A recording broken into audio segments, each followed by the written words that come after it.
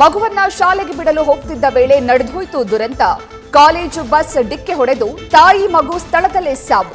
ಅಪಘಾತವಾಗ್ತಿದ್ದಂತೆ college bus ಚಾಲಕ escape.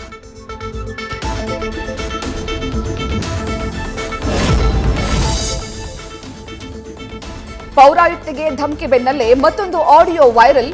Rajiv ಗೌಡನ ಮೇಲಿನ ಆರೋಪದ ವರದಿ ಮಾಡಿದ್ದಕ್ಕೆ ಪತ್ರಕರ್ತನಿಗೆ ಜೀವ ಬೆದರಿಕೆ. ಕೋಟಹಳ್ಳಿ ಅನಿಲ್ ಕುಮಾರ್ಗೆ ಬೆದರಿಕೆ ಹಾಕಿರುವ ಆಡಿಯೋ ವೈರಲ್.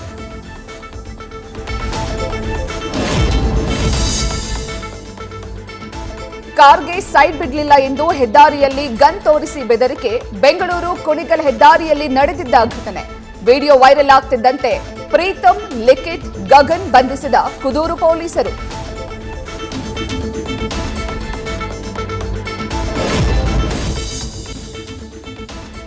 ತಮಿಳುನಾಡಿನಲ್ಲಿ ಟಿಟಿ ಚಾಲಕನ ಮೇಲೆ ನಡೆದಿತ್ತು ಹಲ್ಲೆಗೊಳಗಾದ ಚಾಲಕನಿಗೆ ಕನ್ನಡಪರ ಹೋರಾಟಗಾರರಿಂದ ಸನ್ಮಾನ. ಹಲ್ಲೆ ನಡೆಸಿದವರ ವಿರುದ್ಧ ಕ್ರಮಕ್ಕೆ ಆಗ್ರಹ.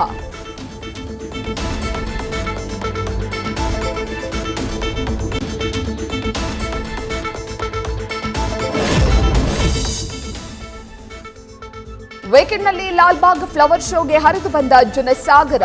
ಭಾನುವಾರ 68,496 ಜನರಿಂದ ಫ್ಲವರ್ ಶೋ ವೀಕ್ಷಣೆ. ನಿನ್ನೆ ಒಂದೇ ದಿನ 31,40,000 ಆದಾಯ ಸಂಗ್ರಹ.